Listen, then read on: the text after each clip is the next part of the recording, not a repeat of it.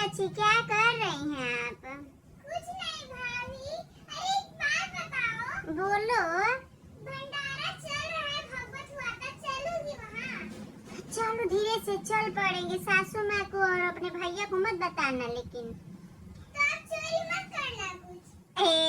वहीनी मुहक बतिया छीन लेती, दूगो पन्नी ले लेंगे आ खा के तो हलवा पूरी सब्जी ले लेंगे तक साझी किया के बनावे के नहीं पड़ेगा। मम्मी जी से बोल दूंगी घर पे ही बनाई हूँ, क्या कहती हो? लेकिन इसके लिए ना आपको मेरे को 150 रुपया देना पड़ेगा। लो, अगर तुमको 150 रुपया देंगे तो हम 150 रुपया बाहर से खाना नहीं मंगा लेंगे बुक करके?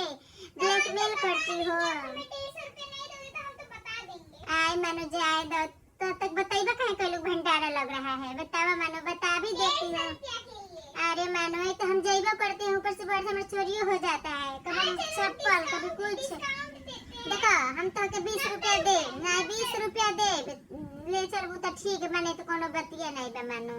तो फिर मेरे को हर हफ्ते 40 रुपए दोगे? नहीं 20 ले लेना हर हफ्ते, लेकिन हमको भी जहाँ जहाँ भंडारा होगा बताओगे, ले चलोगे। ठीक है। पर भैया से